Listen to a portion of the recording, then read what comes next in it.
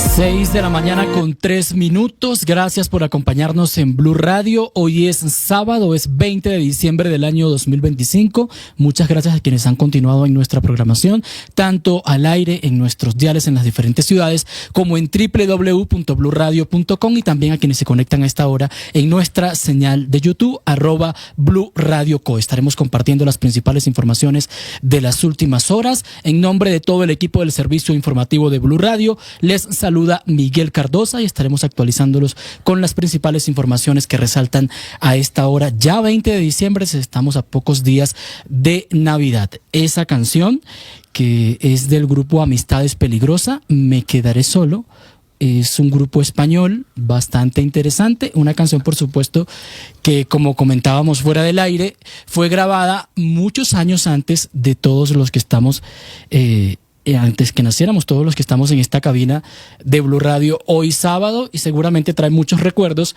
y la incluimos en el libreto del día de hoy porque precisamente estamos en Navidad y uno de los asuntos principales de esta época es el compartir en familia y los recuerdos que le traen a uno ciertas canciones, ciertas tradiciones.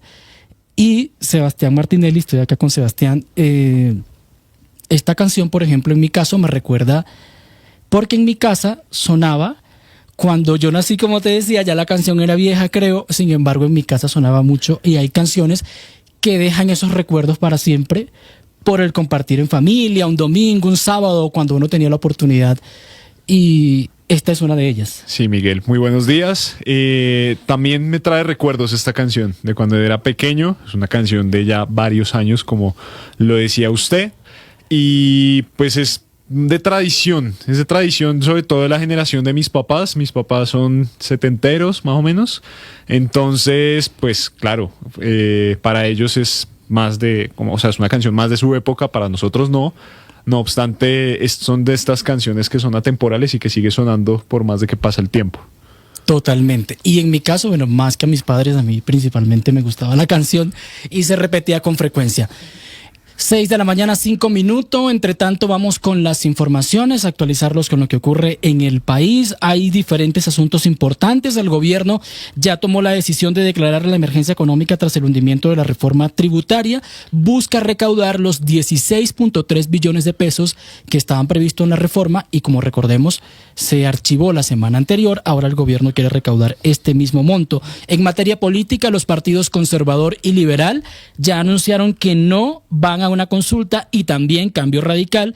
Por lo tanto, por ahora solo está en firme la consulta del Frente Amplio, si se confirma también que Iván Cepeda puede participar, y la gran consulta donde está Vicky Dávila, Mauricio Cárdenas, Juan Manuel Galán, Aníbal Gaviria, Juan Daniel Oviedo, que esa sí sigue en pie. En materia de orden público, hay 4 soldados que resultaron heridos en este atentado terrorista en Aguachica, Cesar, que ya están en el hospital militar. Lamentablemente se encuentran en una situación delicada, pero esperemos que puedan recuperarse de esta situación. En materia de justicia, la Jurisdicción Especial para la Paz condenó al coronel en retiro Publio Hernán Mejía a 20 años de prisión. Lo señalan por la responsabilidad en al menos 72 casos de falsos positivos. Por supuesto, cada vez que hay una sentencia de este tipo siempre hay una polémica, porque también los cabecillas de las FARC son juzgados por la JEP, pero las sanciones han sido distintas. Mercenarios colombianos en materia internacional, pero que tiene que ver con el país, que combaten en Sudán, reclutados por una firma británica, y han sido determinantes en crímenes que se han cometido en esa guerra. Tendremos un informe con nuestro compañero César Moreno. Y también en noticia internacional, el presidente estadounidense Donald Trump nombró al nuevo jefe del Comando Sur para América Latina. Recordemos que el anterior renunció por algunas diferencias, aparentemente, con el presidente en lo relacionado a los bombardeos de las lanchas narcotraficantes en el Caribe. Y en deportes están anunciando nuevos refuerzos, particularmente en el fútbol colombiano, por parte de Millonarios y Cali. Esos son parte de los temas que estaremos hablando. Nacional, internacional y deportes, pero también nos conectamos a esta hora con las diferentes ciudades para que nos actualicen cuáles son los hechos principales. Vamos a comenzar en Cali con Lina Vera. Lina, buenos días. Bienvenida a Mañanas Blue el día de hoy. ¿Cómo amanece la capital del Valle? Hola Miguel, buenos días. Cali amanece hoy con 20 grados de temperatura. En algunos sectores de la capital del Valle se encuentra lloviendo. El aeropuerto Alfonso Bonilla Aragón opera con normalidad. En minutos vamos a hablar de dos noticias importantes. La primera es sobre la captura de un cabecilla del Clan del Golfo que tenía atemorizado a varios municipios del Valle del Cauca por cometer varios homicidios. Pertenecía al cartel de los más buscados y estarían ofreciendo una recompensa de hasta 50 millones de pesos por su captura. Por otro lado, también hablaremos cómo avanza la economía en la capital del Valle a pocos días de iniciar la Feria de Cali, un evento esperado por cientos de turistas. Según cifras de Cotelco, se espera que la ocupación hotelera alcance hasta un 90%. Miguel. Gracias, Lina. Y también en información de las regiones, vamos a Barranquilla con José Palma, que nos tiene información actualizada sobre la región de la costa caribe colombiana. Miguel, buenos días. Barranquilla amanece con un lindo clima de 26 grados y total normalidad en las vías y en el aeropuerto Ernesto Cortizos. Entre los hechos que son noticia, hablaremos acerca de la decisión de un juez de negar la medida de aseguramiento para Nicolás Petro, esto dentro de su caso por presunta corrupción en contratos, y también de la zozobra que en estos momentos se siente en el Cesar, donde tras el ataque a la base militar en la vedera El Juncal se denuncian sobrevuelos sobre estaciones policiales, Miguel. Gracias, José. Vamos a Bucaramanga con Alex Salamanca. ¿Cuál es la información desde la capital de Santander y toda esta región? Alex, buenos días. Miguel, muy buenos días. Bucaramanga amanece con 20 grados Celsius. En noticias hablaremos de la investigación preliminar de la Procuraduría General de la Nación contra el reciente alcalde electo de la ciudad, Cristian Portilla. El mandatario habría compartido tarima con su antecesor, Jaime Andrés Beltrán, quien es candidato al Senado. También de orden público y la implementación de seguridad en el departamento durante esta temporada de diciembre. Las vías del departamento se encuentran habilitadas y el Aeropuerto Internacional Palo Negro opera con normalidad, Miguel. Gracias, Alex. Cerramos este recorrido por las regiones con Danilo Arias en Medellín. Danilo, buenos días. Hola Miguel, buenos días para usted y todos los oyentes. Medellín y el Valle de Aburrá amanecen con una temperatura de 17 grados y tiempo seco, opera con normalidad el Aeropuerto Internacional José María Córdoba en Río Negro. En noticias destacadas de Antioquia más adelante les contaremos sobre el plan Éxodo que ya se prepara en Antioquia con motivo de las festividades de Navidad y fin de año. Hay 30 frentes de trabajo activos en diferentes vías para garantizar la movilidad y disposiciones especiales para el ingreso y salida de la capital antioqueña. De igual manera hablaremos de las investigaciones que siguen por los desmanes ocurridos el pasado miércoles en el estadio Atanasio Girardot durante la final paisa de Copa Colombia. Ya está plenamente identificado el primero de los que aparecen en ese cartel de los señalados responsables en estos hechos. Se trata de un seguidor de Atlético Nacional que en su propio vehículo pues ingresó pirotecnia prohibida al escenario deportivo. Hechos relevantes de Antioquia y Medellín que estaremos ampliando más adelante, Miguel. Gracias a Danilo y a todos nuestros compañeros que hasta ahora están conectados desde las regiones con las principales noticias que estaremos desarrollando en esta emisión de Las Noticias de la Mañana.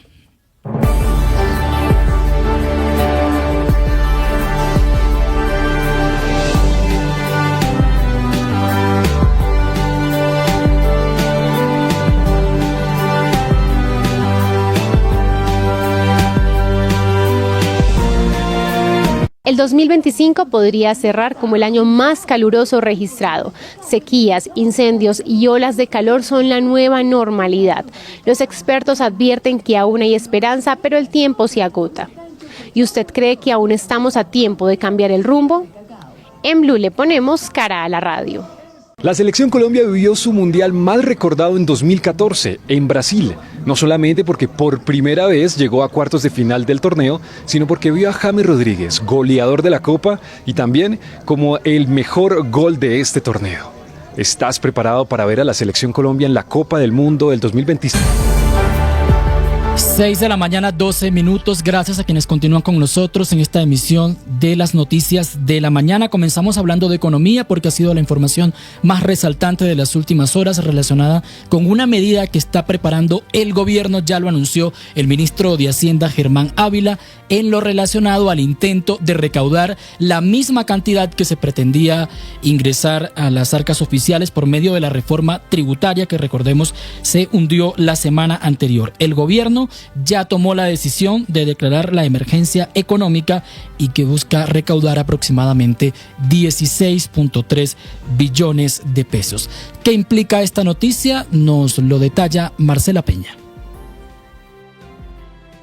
impuestos porque el Congreso hundió la reforma tributaria. No, señores, se equivocan, porque el presidente Gustavo Petro está listo para sacar esos impuestos por decreto, acudiendo al estado de emergencia económica. Y no lo estamos diciendo nosotros, lo acaba de anunciar el ministro de Hacienda, Germán Ávila. Un presupuesto desfinanciado de 16.3 billones.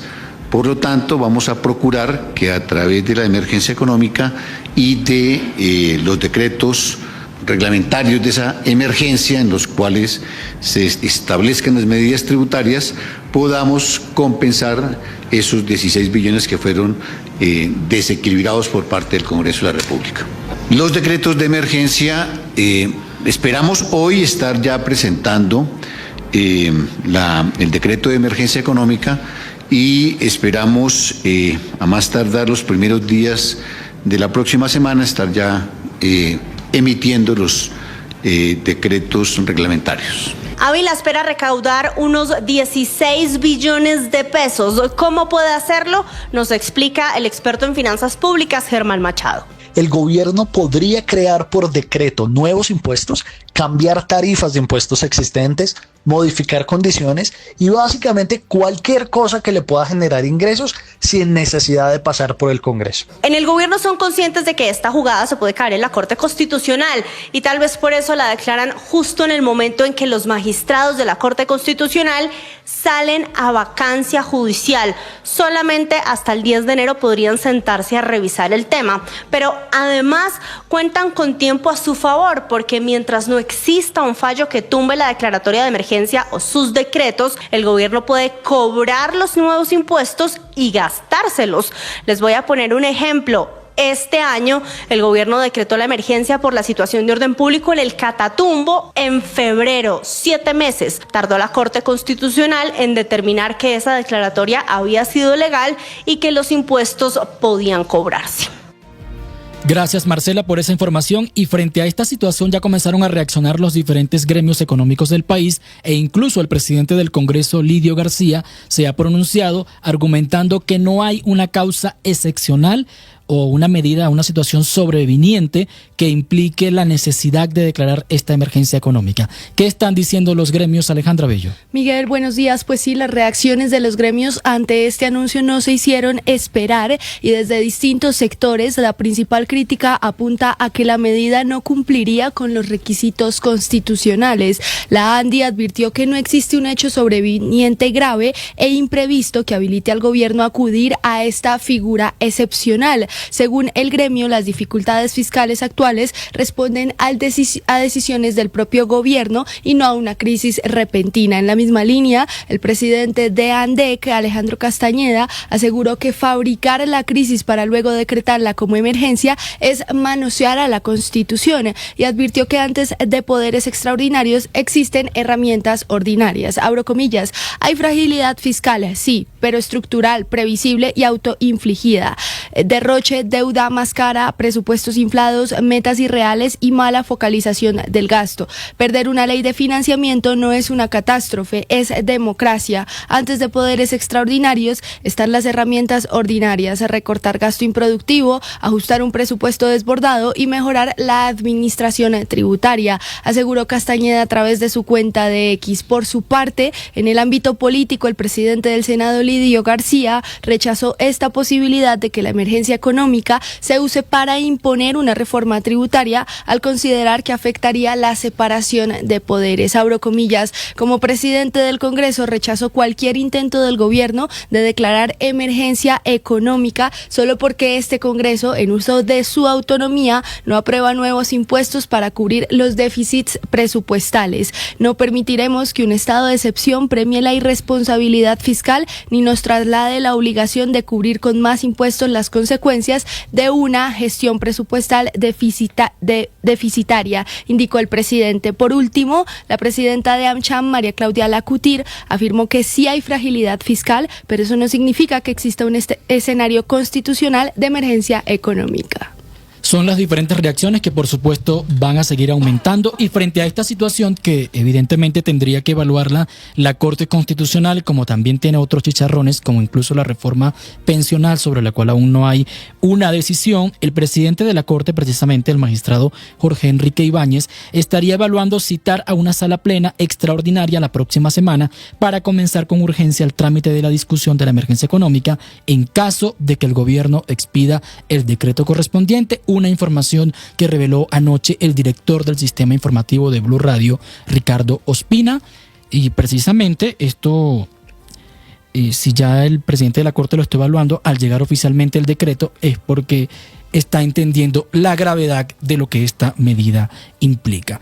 Y cambiando de temas económicos, pasamos al tema político, porque ya los partidos conservadores, Liberal y Cambio Radical anunciaron oficialmente que no van a participar en la consulta interpartidista prevista para el 8 de marzo, para la cual habrían ya expresado su voluntad ante el Consejo Nacional Electoral, y ya le notificaron precisamente al CNE que no van a participar en una consulta como lo habían indicado inicialmente. Mateo Piñeros.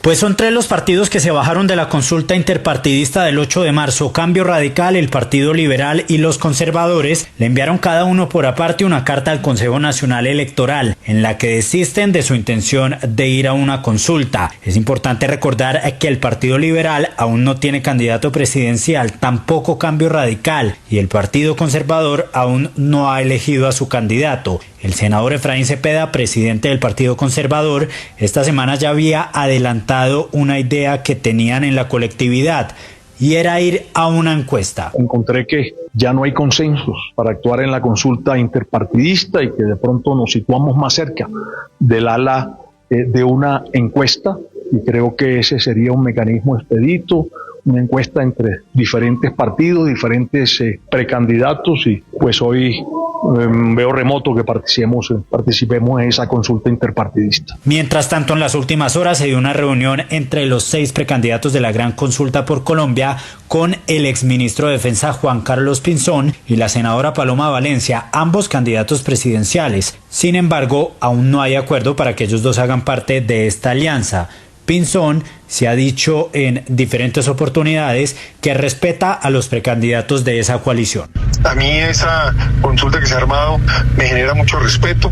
Ahí hay personas que aprecio, que les tengo la más alta consideración, y me alegra que estén ejerciendo ese liderazgo que me parece que coincide con las posiciones que yo mismo le he planteado al país de la necesidad de una gran coalición democrática. Recordemos que en esta coalición están Vicky Dávila, Mauricio Cárdenas, Juan Manuel Galán, David Luna, Aníbal Gaviria, Juan Daniel Oviedo, y en las últimas horas se unió Daniel Palacios. Mateo Piñeros, Blue Radio.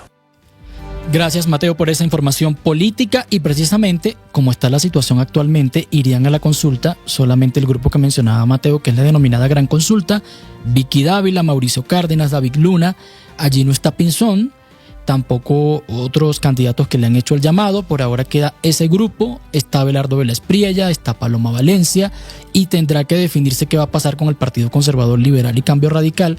En el caso del Conservador, lo que nos planteaba el presidente Efraín Cepeda, que es el presidente de la colectividad electo el pasado miércoles, nos decía que probablemente sería una encuesta, pero aún no está confirmado, para escoger entre los 4 candidatos que tiene el Partido Conservador. Cambio Radical no tiene una definición aún.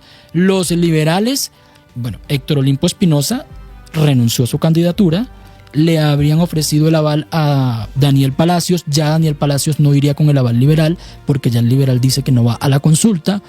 Muchos movimientos de aquí a enero, y seguramente aún más de aquí a marzo, cuando hipotéticamente se realizarán algunas de estas consultas. Y hablando de política, nos vamos a Bucaramanga, porque la Procuraduría abrió investigación preliminar contra el recién electo alcalde por su participación y posible apoyo indebido al candidato al Senado Jaime Andrés Beltrán en su primer discurso como alcalde el pasado domingo 14 de diciembre. Alex Salamanca. Miguel, según el ente de control, tras ganar las elecciones atípicas el pasado 14 de diciembre, como usted mismo lo manifiesta, el nuevo mandatario Cristian Portilla pues compartió tarima con su antecesor, Jaime Andrés Beltrán, y en los videos compartidos por los medios de comunicación pues quedó registrado que el exalcalde apareció en tarima y habló primero que este nuevo mandatario electo, quien públicamente agradeció el respaldo recibido y además en su discurso, Portilla dijo: tendremos nuestro líder Andrés Beltrán presentándonos en el orden nacional en los primeros días. Cabe recordar que Beltrán fue elegido en 2023, pero fue sancionado por doble militancia y por eso tuvo que dejar el cargo. Y pues ahora la Procuraduría investiga si el nuevo alcalde incurrió en alguna falta disciplinaria, para lo cual solicitó que proporcione una serie de documentos como los actos administrativos de su elección y posesión en el cargo y los datos de ubicación, correos y otros detalles pues presentes. En cuanto al Consejo Nacional Electoral, la Procuraduría le pidió informar si Jaime Andrés Beltrán actualmente está avalado e inscrito para la candidatura del Senado. Gracias, Alex, por esa información. Bueno, recién electo y ya en problemas con la Procuraduría, el alcalde Cristian Portilla. Y en otras noticias en materia de orden público, la gobernadora del departamento del Cesar, Elvia Milena San Juan, denunció que después del ataque a la base militar de la vereda El Juncal, esto en el municipio de Aguachica, donde asesinaron a 7 soldados y otros 33 resultaron heridos, varios drones sobrevolaron las estaciones de policía de 5 municipios del departamento, lo que sigue agravando la situación de seguridad, precisamente por el actuar criminal del ELN. José Palma, ¿cuál es el pronunciamiento de la gobernadora? Miguel, tras la realización de un Consejo de Seguridad extraordinario, la gobernadora Elvia Milena San Juan lamentó y condenó este hostigamiento y ataque con explosivos contra la base militar La 27 en jurisdicción de Aguachica, en donde murieron 7 soldados, como usted mencionaba, y otros 33 resultaron heridos. La mandataria indicó que los criminales utilizaron cilindros bomba que fueron arrojados con drones y hostigaron a los soldados con ráfagas de fusil. Pero hay algo igual de lamentable que fue denunciado por esta mandataria, y es que aseguró que la noche del jueves, luego del ataque, fueron sobrevolados con drones en más de 3 horas varias estaciones de policía en el sur de este departamento. Escuchemos. Han sido sobrevoladas estaciones de policía de los municipios de San Martín, Gamarra, San Alberto, Becerril, Codazzi y Justo, el comando de policía del departamento del Cesar. La gobernadora indicó que la denuncia no busca sembrar más zozobra, pero sí decir que se sienten vulnerables a la hora de tener que responderle a los ciudadanos por su seguridad. Muchas gracias, José, por esa información relacionada con la situación de orden público en el departamento del Cesar y este atentado terrorista allí en Aguachica, y precisamente no solo el atentado, sino el miedo que se generó en la población, además de los cierres los días anteriores por el paro armado. Recordemos que también dejó afectaciones viales y, por supuesto, los problemas que ello implica, no solamente para los transportadores, vecinos, etcétera. 6 de la mañana, 25 minutos. Vamos a ampliar la noticia del día relacionada con materia económica, porque ya tenemos en línea al rector de la Universidad EIA de Antioquia y exministro de Hacienda, José Manuel Restrepo, que muy amable ha aceptado conversar con nosotros hoy sábado 20 de diciembre en Blue Radio para ampliar el análisis relacionado con el anuncio del decreto de emergencia económica por parte del gobierno nacional. Doctor Restrepo, gracias por su deferencia, acompañarnos el día de hoy y siempre muy amable para explicarnos de manera pedagógica ¿qué busca el gobierno con este decreto, además de, por supuesto, aparentemente los 16.3 billones de pesos que tiene previsto recaudar, que era el monto de la reforma tributaria? Miguel, un saludo muy especial a usted, a todos los oyentes de Blue Radio, a Sebastián también. Gracias por esta invitación. Bueno, para todos es absolutamente claro que el gobierno, casi que en un acto de desespero frente a la caída de la ley de financiamiento, ha tomado la decisión de presentarle al país una emergencia económica. Es importante que los colombianos sepamos que la emergencia económica es un instrumento que contempla la Constitución política, que le permite al gobierno nacional, en casos absolutamente extraordinarios, cuando hay hechos sobrevinientes, excepcionales y de alta perturbación económica, adoptar por decreto. Quiere decir que no transita por el Congreso de la República, por decreto, una, en este caso, reforma tributaria que permita enfrentar esa emergencia económica. Ese es el camino que el gobierno ha tomado. Digo yo que es un camino desesperado porque a todas luces, pues la emergencia económica es difícil de justificar en este momento y sobre eso podemos hablar. Pero en términos sencillos, ese sería el escenario al cual estamos abocados. Entonces, legalmente no hay una situación sobreviniente como lo menciona, por lo tanto habría allí el primer desafío sería la Corte Constitucional, pero más allá de eso significa una vez más como el choque del gobierno con la institucionalidad, porque si claramente está establecido que no hay una causa sobreviniente, ni siquiera se debería intentar el decreto. Exacto, el hecho que debe justificar esto tiene que ser un hecho, como lo dije, sobreviniente y excepcional. Pero el gobierno sabía de antemano que su presupuesto estaba desfinanciado en casi 45 billones de pesos. El gobierno conocía también que era posible que el Congreso de la República pues no le aprobara esa ley de financiamiento. El gobierno tomó la decisión de presentar un presupuesto casi que desaforado, desbordado, y a pesar de eso, pues no se le dieron las circunstancias en el Congreso. Y debo decir, imagínese usted que cualquier gobierno en cualquier momento pudiera tomar la decisión de fabricar una emergencia económica, porque es que en este caso el gobierno sabe perfectamente que está en medio de un presupuesto que tiene derroche, que el aumento desbordado de la deuda pública pues viene creciendo, que los presupuestos que ha presentado son inalcanzables, donde no hay o donde las metas de ingreso no se cumplen, con muy bajo crecimiento económico y con un aumento en los intereses de la deuda pública fruto de decisiones que generan alta incertidumbre. Entonces el gobierno fabrica él mismo un escenario de emergencia económica y luego lo decreta. Eso, en mi opinión, es manosear el sistema constitucional y no tendría ninguna presentación que suceda de esa manera. Por eso creo que no es sobreviniente, no es excepcional y el riesgo es que se declare inexequible. Ahora, aquí se da otra circunstancia que parece pues por lo menos curiosa, y es que el gobierno lo presenta en medio de la vacancia judicial, cuando todos los decretos que de aquí se deriven pues no pueden ser demandados hasta el mes de enero, lo que significa que seguramente lo va a adoptar y queda en firme hasta tanto se abra la vacancia judicial y se ha estudiado el tema. Doctor Restrepo, desde diferentes sectores, varios gremios económicos que han criticado esta decisión de decretar emergencia económica, han dicho que hay alternativas para, entre otras cosas, cerrar ese déficit que tiene en este momento el país. ¿Cómo le podríamos explicar esto a los oyentes? ¿Cuáles serían esas alternativas para que se cierre este déficit y no se tenga que llegar a ese nivel de decretar emergencia económica? Sebastián, tu pregunta es muy importante, porque algo que es indispensable en una emergencia económica es que exista un hecho de alta perturbación económica. Entonces uno dice, ¿cuál es la perturbación? La perturbación es por 16 billones de pesos, que es lo que está presentando el gobierno. Pero resulta que el presupuesto vale más de 540 billones de pesos. Entonces, en realidad, la diferencia en este momento es del 3% del presupuesto nacional.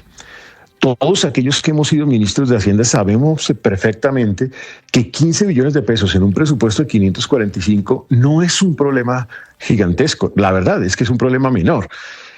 ¿Qué tiene que hacer el gobierno? Desde el principio lo que ha tenido que hacer es disminuir, recortar el gasto público. ¿Dónde puede recortar? Pues en los excesos de burocracia, de derroche en gasto de funcionamiento, de corbatas, o sea, las OPS, de inversiones que de pronto no van a estar bien focalizadas o no van a tener impacto. Y creo que de sobra en un presupuesto de 545 habría 16 billones para recortar. Entonces, me parece que ahí no hay una perturbación significativa, arrancando desde el monto. Bueno, una información que revelaba anoche el director de Servicio Informativo de Blue Radio, Ricardo Ospina, es que aparentemente el presidente de la Corte, Jorge Enrique Ibáñez, estaría estudiando convocar a una sala plena extraordinaria para debatir el tema en caso de que el gobierno presente el decreto oficialmente. Pero suponiendo que pase la revisión de constitucionalidad y se haga realidad este decreto, ¿cuál sería el impacto directo para la gente por las medidas que establece? Ahí, Miguel, lo que viene a continuación es cuáles son los impuestos que se van a incluir dentro de este borrador de emergencia económica. Hemos conocido, y eso creo que ha sido público hoy en el país, que ya hay como una especie de borrador que se ha filtrado por parte del Ministerio de Hacienda. Dentro de ese borrador, pues se empieza a hablar ya de temas muy complejos. Por ejemplo, se empieza a hablar de subir del 4 por mil al 5 por mil. Es decir, que aumentaría ese impuesto a las transacciones financieras, que es una muy mala idea, porque esto genera más informalidad, esto afecta la inversión y el ahorro en la economía. Se ha filtrado también que habría un impuesto al patrimonio más alto, pero sobre todo que se está creando, que eso sí es absurdo, un impuesto al patrimonio a las empresas. Un impuesto al patrimonio de las empresas no existe en casi ningún país del mundo. Es antitécnico, porque lo que genera un impuesto de patrimonio a las empresas es el no ánimo para acumular las utilidades o para lograr que las utilidades mejoren la dinámica de las empresas. O sea, no tiene mucho sentido. Y se ha filtrado también que vendrían unos impuestos adicionales de IVA en juegos de suerte y azar, en licores y cigarrillo y en exportación de hidrocarburos y a carbón, que tampoco tiene mucho sentido porque uno no debería imponerle impuestos a un propósito de país, que es exportar. Luego vendría una afectación al sector productivo. Doctor Restrepo, ¿cómo está? Bueno, yo quisiera preguntarle, más allá pues de los riesgos institucionales de los que usted ya ha hablado, también quisiera preguntarle sobre los riesgos económicos, especialmente sobre la inversión extranjera. ¿Qué impacto tiene este decreto que quiere hacer el gobierno nacional sobre la inversión extranjera? Porque retomo lo que decía mi compañero Sebastián, gremios, por ejemplo, como AmCham, están advirtiendo que obviamente esto puede debilitar la inversión y la confianza extranjera. Hay dos efectos en donde podría haber un grado importante de impacto sobre la inversión extranjera. El primero de ellos es si se llega a hablar de un impuesto de patrimonio a las empresas, porque eso, como lo dije, no existe en ninguna parte del mundo prácticamente y es atípico. Esto lo que genera es un desincentivo a que la inversión se apueste por este país. Esto genera de entrada, además, un incentivo a que el que esté adentro trate de salir al exterior porque se le eleva la carga tributaria. Y el otro es el aumento del impuesto al patrimonio de las personas, que hace que se eleve eso que se llama la tasa combinada, persona-empresa. Si esa tasa combinada se eleva, el país se vuelve demasiado costoso. Y el mundo hoy compite por la inversión. Entonces, cuando la inversión tiene un impuesto de esa dimensión adicional, donde puede llegar a subir 20 puntos porcentuales la carga combinada, pues lo que genera es el incentivo a buscar otro país para hacer esa inversión. Y si a eso usted le agrega el 4 por mil, convirtiéndolo en un 5 por mil, pues imagínese, se le aumentan el costo de las transacciones financieras a la organización. Y lo que genera todo esto es un ánimo curioso de destruir la dinámica productiva del país, su reactivación económica. Es no entender que lo que Colombia tiene que hacer es motivar la atracción de inversión para con eso generar más recaudo. No es aumentando el recaudo de esa manera desbordada como uno va a atraer la inversión. Gracias al exministro de Hacienda, José Manuel Restrepo, y rector de la EIA de Antioquia, por acompañarnos hoy en Blue Radio. Uno de los resúmenes entonces al cierre es que una de las medidas que debería tomar el gobierno para evitar esta emergencia sería apretarse el cinturón y reducir esos gastos innecesarios, por así decirlo, pero más o menos si hace esa reducción que usted recomienda, ¿cuánto sería el recaudo? En general, como lo señalaba, el presupuesto es de 545 billones. Si hace ese recorte, lograría de pronto un orden de unos 15 billones de pesos. El gobierno también puede hacer algo adicional, es que entre 2022 y la fecha, el costo de la deuda pública ha aumentado en casi un 50%. Las tasas se han elevado en un 50%. ¿Por qué? Justamente por mensajes de incertidumbre como este, porque genera desconfianza en el sector productivo y en la economía. Entonces, si el gobierno también enviara un mensaje de tranquilidad, de decir, entendemos esta circunstancia, vamos a hacer el recorte, yo creo que se podrían bajar los costos de la deuda pública y eso también le aumenta un poquito de espacio para otros escenarios dentro del presupuesto nacional. Si se combinan la una y la otra, estaríamos hablando del orden de unos 15 billones de pesos.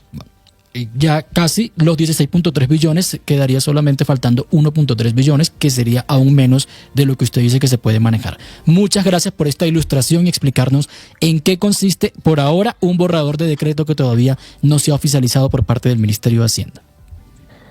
Muchas gracias, un saludo muy especial.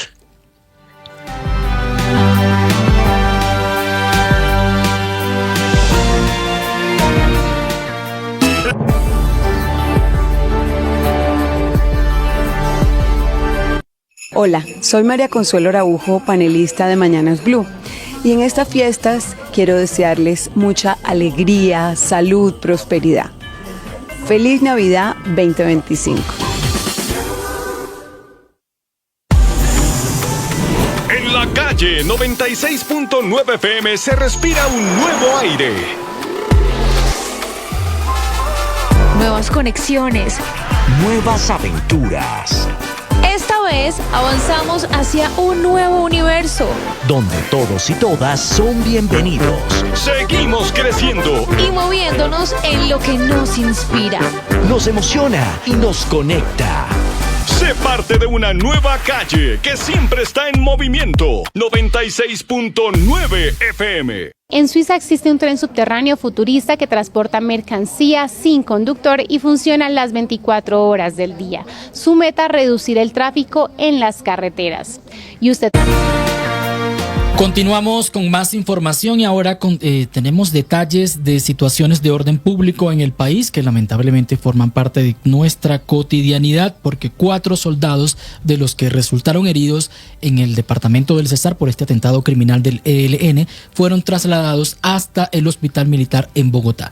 ¿Qué detalles conocemos oficialmente, Sebastián Martinelli? Miguel, buenos días. Pues el Hospital Militar Central informó que 4 integrantes de las fuerzas militares permanecen en estado crítico tras el ataque terrorista ocurrido en el municipio de Aguachica, en el departamento del Cesar. Según el comunicado oficial emitido por esta entidad, los militares heridos, de los cuales 3 soldados profesionales y un soldado regular, fueron trasladados a este centro médico, donde actualmente reciben atención especializada en la unidad de cuidados intensivos. El centro hospitalario indicó que los pacientes se encuentran bajo observación permanente con tratamiento continuo por parte de un equipo médico multidisciplinario y con pronóstico reservado. Finalmente anunció que en las próximas 48 horas se emitirá un nuevo comunicado con información sobre la evolución clínica de los pacientes. Miguel.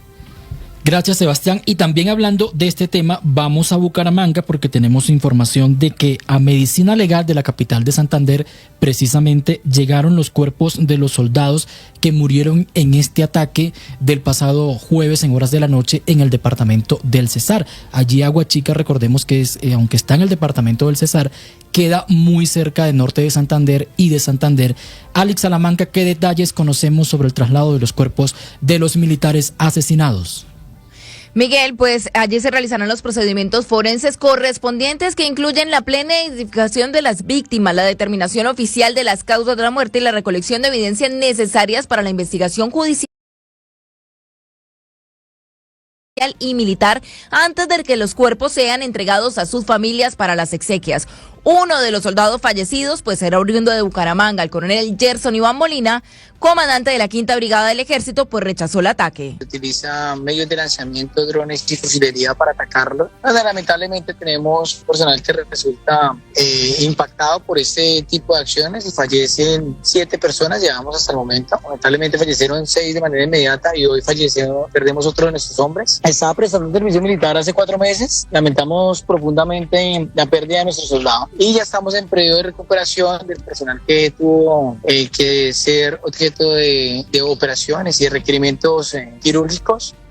Y bueno, pues anoche se realizó una velatón precisamente acá en la 5ª Brigada de Bucaramanga. En los hechos, 31 soldados resultaron heridos pues tras este ataque con explosivos en la base militar de Aguachica. Gracias, Alex. Vamos a Cali porque en la frontera con Ecuador fue capturado alias Caleño del Clan del Golfo, quien es investigado por homicidios en los municipios de Río Frío y Trujillo en el Valle del Cauca. Este sujeto también hacía parte del cartel de los más buscados y las autoridades ofrecían una recompensa de más de 50 millones de pesos por información que permitiera su captura. Lina Vera. Pues Miguel, en un operativo conjunto contra las estructuras criminales del suroccidente del país, fue capturado en la frontera con Ecuador alias Caleño del Clan del Golfo, quien tenía circular azul de Interpol. Este hombre es responsable de varios homicidios que se registraron en los municipios de Trujillo y Río Frío y era el encargado de informar los movimientos de la fuerza pública, los cabecillas de este grupo armado para poder hacer movimientos de armas de fuego, municiones, personal y demás y poder lograr estos homicidios. De acuerdo con la general Sandra Liliana Rodríguez, comandante de la Policía policía del Valle del Cauca también hacía parte del cartel de los más buscados. En el marco de los corredores seguros que llevamos a cabo en el Valle del Cauca en coordinación con la policía del departamento de Nariño y especialmente con unidades de Interpol, se da la captura de un reconocido homicida de la zona de Río Frío y Trujillo. Esta persona... Tras su captura, las autoridades están detrás de otros cabecillas de este grupo armado que tienen atemorizada a estas poblaciones del norte del Valle del Cauca. Miguel.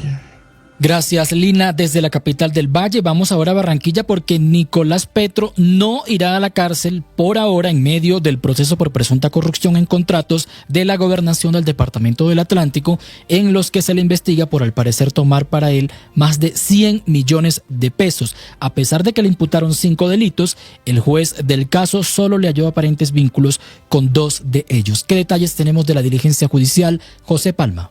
Miguel, para Nicolás Petro fue negada la solicitud de medida de aseguramiento por el juez Jorge Ortiz, quien solo le halló, como usted mencionaba, una posible vinculación con 2 de los 5 delitos imputados, siendo estos peculado por apropiación e interés indebido en la celebración de contratos. Acerca de la decisión manifestó el togado que el diputado no es un peligro para la sociedad ni despierta riesgo de fuga u obstrucción a la justicia.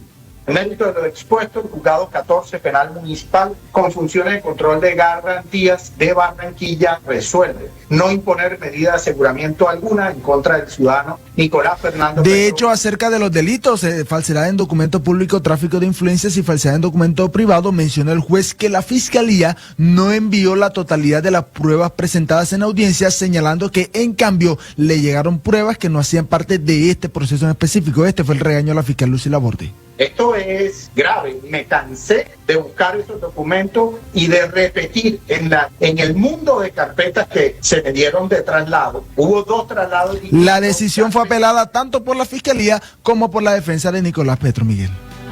Y en más de información de justicia, la Jurisdicción Especial para la Paz condenó al coronel en retiro Publio Hernán Mejías a 20 años de prisión por su responsabilidad en 72 casos de falsos positivos, según la JEP, cometidos entre 2002 y 2003, cuando dirigía el batallón La Popa en Valledupar. Se trata de la primera condena de cárcel que impone la jurisdicción a un militar en retiro por estos crímenes. Cristian Correa.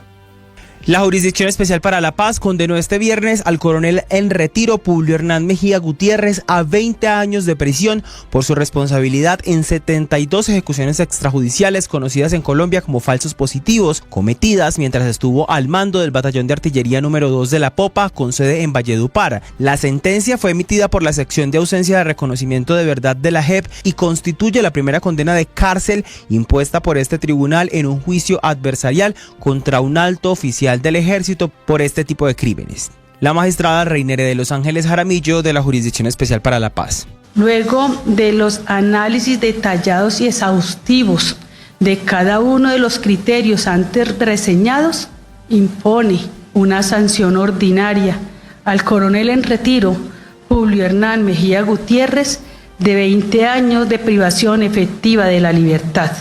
Según la decisión, Mejía Gutiérrez fue declarado penalmente responsable por los hechos ocurridos durante su comandancia en este batallón, donde se presentaron civiles como si fueran bajas en combate para mostrar resultados operacionales. Luego de valorar la prueba, concluyó que durante la comandancia de Mejía Gutiérrez existió un ilegal aparato organizado de poder, integrado por algunos miembros de ese batallón, con el propósito de perpetrar asesinatos para luego ser reportados como bajas en combate. Tras conocerse la condena, la defensa del coronel Mejía anunció que presentará un recurso de apelación ante la propia JEP, al considerar que la decisión de la sala no se ajusta al derecho y reafirmar la inocencia de su representado. Además de la pena privativa de la libertad, la JEP ordenó la implementación de medidas reparativas simbólicas en el marco de los hechos probados. Entre ellas, se ordena al Ministerio de Defensa revocar las condecoraciones y felicitaciones otorgadas al coronel Mejía por sus resultados operacionales vinculados con los hechos del caso. Gracias, Cristian. Por supuesto que este tipo de decisiones judiciales generan siempre polémica porque cae una gran responsabilidad al tratarse de un uniformado, de alguien de alta jerarquía en las fuerzas militares, pero también está el reclamo a la JEP para que otros actores criminales tengan sanciones ejemplarizantes, que de verdad sienta el país que hay justicia. Cambiamos de tema porque el Ministerio de Salud y Protección Social expidió la resolución 2640 de 2025, mediante la cual ajusta los mecanismos de registro, seguimiento y control de las negaciones de servicios y tecnologías en salud por parte de las EPS. Esto en cumplimiento de una orden de la Corte. Jessica Gutiérrez. Recientemente la Corte Constitucional abrió un incidente de desacato por presuntos incumplimientos en el sistema de salud tras evaluar la aplicación de las órdenes impartidas en la histórica sentencia T-760 del 2008. Pues a través del auto 2049 de este año, la Sala Especial de Seguimiento advirtió falencias persistentes en la garantía efectiva del derecho fundamental a la salud. Pues en respuesta a esta decisión del Alto Tribunal, el Ministerio de Salud y Protección Social expidió la resolución 2640 del 18 de diciembre de este año, mediante la cual se modifica parcialmente la resolución 1632 del 2025, y es que esta nueva normativa lo que busca es forzar los mecanismos de transparencia, control y vigilancia sobre las EPS, tanto el régimen contributivo como el subsidiado, frente a la negación de los servicios a los usuarios. Uno de los principales cambios introducidos por la resolución es la incorporación de autorreporte de las EPS como fuente oficial de información para identificar los casos en los que se niegan los servicios o tecnologías en el sistema. Hablemos ahora del plan Éxodo. Ya miles de ciudadanos que comienzan a salir de Bogotá y por supuesto en cada ciudad del país desplazándose por este fin de semana antes de Navidad. Y precisamente para quienes viajan por la autopista sur, presten mucha atención porque hay varios puntos con obras activas que pueden generar algunas complicaciones viales a la hora de salir, debido a que según el distrito se espera que aproximadamente 1.700.000 viajeros se movilicen desde Bogotá. Nicolás Rodríguez.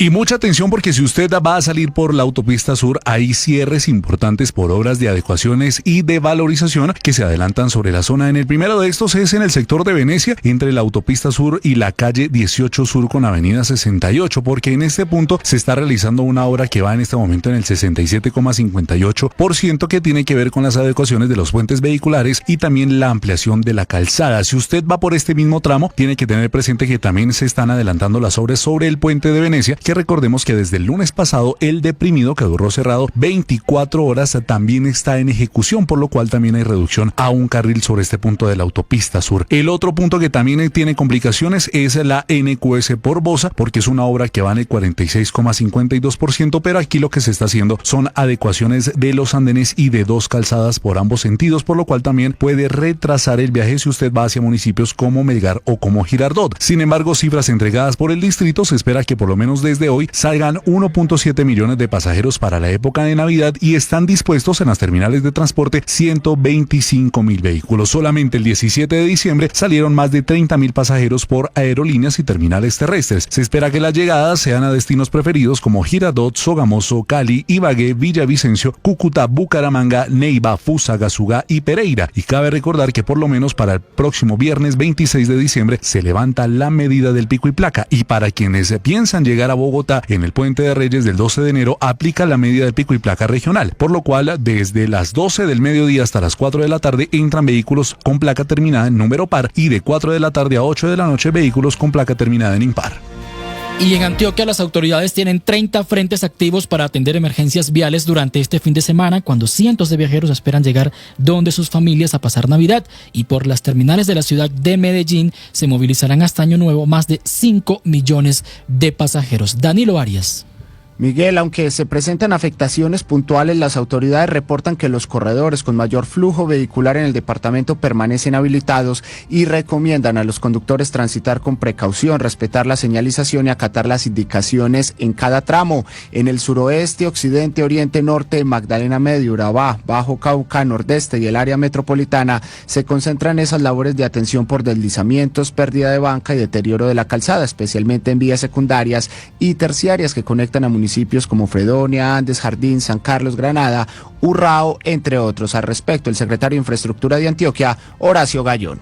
llevando un afirmado en gran parte del territorio antioqueño para que tengamos una muy buena transitabilidad el fin de año y a inicio del próximo. Además de eso, contamos con los contratos de mantenimiento de reacción inmediata que tenemos en cada una de las subregiones, trabajando para dar esa transitabilidad que merecemos los antioqueños. Las autoridades mantienen instalado un puesto de mando unificado para monitorear la operación por alta demanda de viajeros en las dos terminales terrestres de Medellín, la del norte y la del sur, que proyectan movilizar más de 5.400.000 viajeros en la temporada de fin de año, siendo las fechas de mayor afluencia desde este 23 de diciembre al 1 de enero, así como durante el Puente de Reyes, del 9 al 12 de enero. Miguel.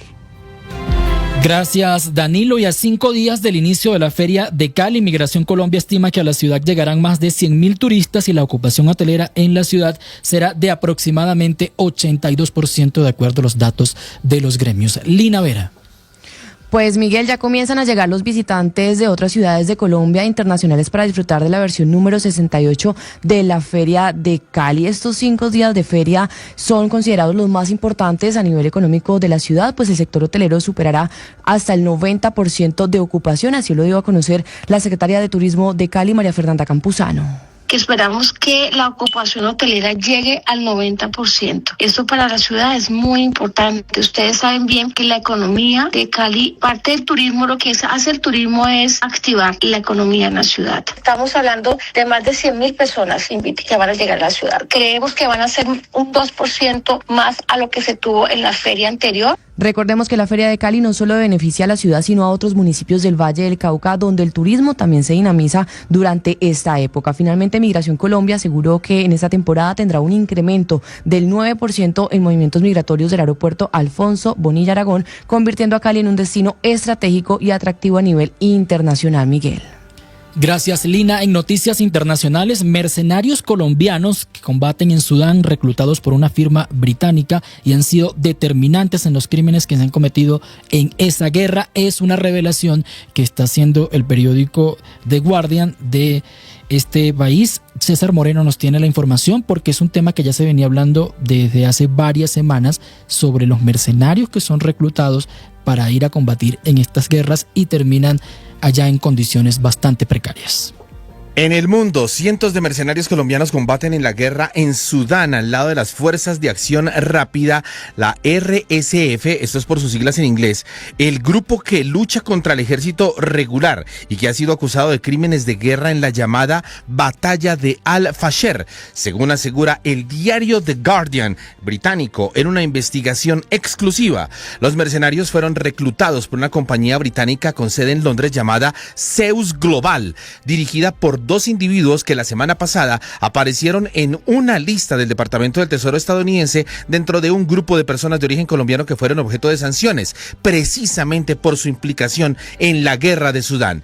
Estas 2 personas, el ítalo-colombiano Álvaro Andrés Quijano Becerra, residente en Emiratos Árabes, y el hispano-colombiano Mateo Andrés Duque Botero, figuran al frente de Zeus Global. Según The Guardian, ambos han tenido un papel principal en el reclutamiento de menores para las RSF, así como para el adiestramiento tecnológico para los combatientes y particularmente en el uso de drones, que han resultado vitales para que ese grupo armado irregular se hiciera con El Fasher, la capital de Darfur, en una batalla que ha costado la vida a 60.000 personas y ha registrado numerosos crímenes de guerra.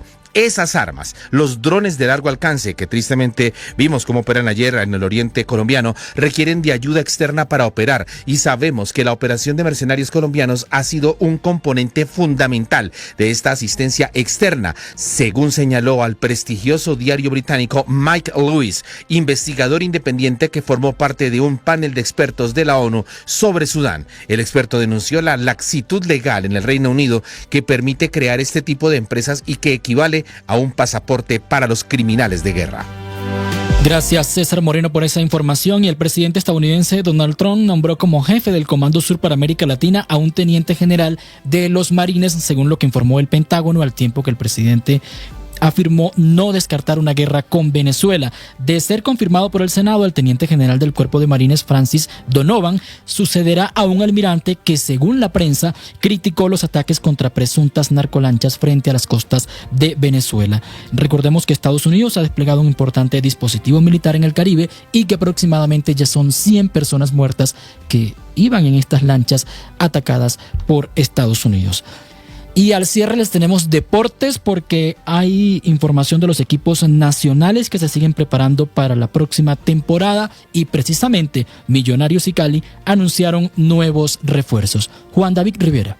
Buenos días, la Liga Colombiana terminó el martes de esta semana e inmediatamente los equipos ya empiezan a conformar sus planteles de cara a la liga del próximo año. Ayer 2 de los equipos grandes del país presentaron 2 nuevos refuerzos para el próximo torneo. Millonarios en sus redes sociales presentó al lateral izquierdo Sebastián Valencia, jugador proveniente de Fortaleza de 29 años y quien firmó por 3 años. Valencia es el tercer refuerzo confirmado de los embajadores, tras Carlos Darwin Quintero proveniente del Pereira y Mateo García proveniente del Once Caldas. Por su parte, el Deportivo Cali presentó a Fernando Álvarez, defensor central colombiano de 22 años, quien llega proveniente del Montreal de Canadá y quien disputó el Mundial Sub-20 con Colombia en Argentina en el 2023.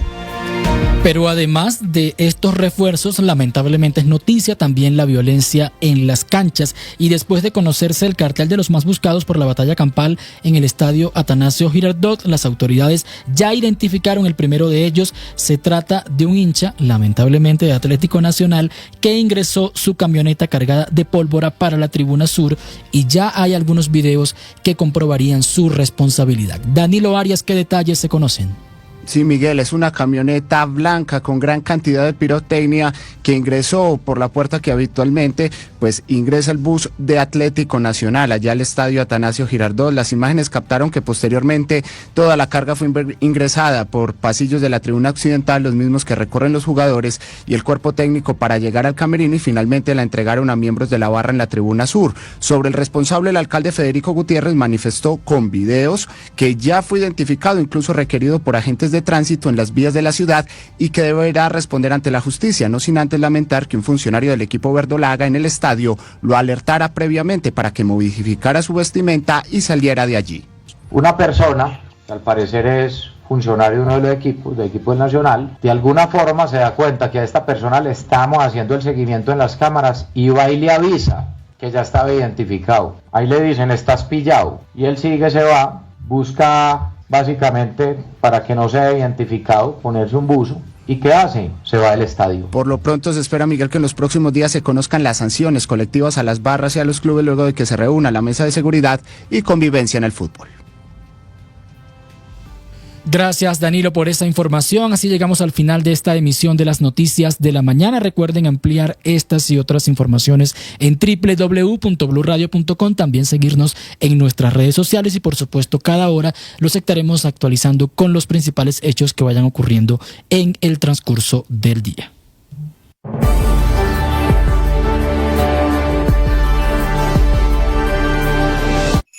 Hola, soy Ricardo Orrego y hoy quiero entregarles la mejor noticia del año. Llegó Navidad, se acerca el momento para compartir en familia, para celebrar de corazón, para entregar el alma y sobre todo agradecer por las cosas buenas, por las no tan buenas, por los retos, por los objetivos alcanzados y por los sueños por cumplir. Que sea una festividad para disfrutar en familia, para que tengan ustedes una feliz Navidad y puedan pedirle al Niño Dios todos esos buenos deseos pensando en un nuevo año. ¡Feliz Navidad! También lo compartimos con ustedes.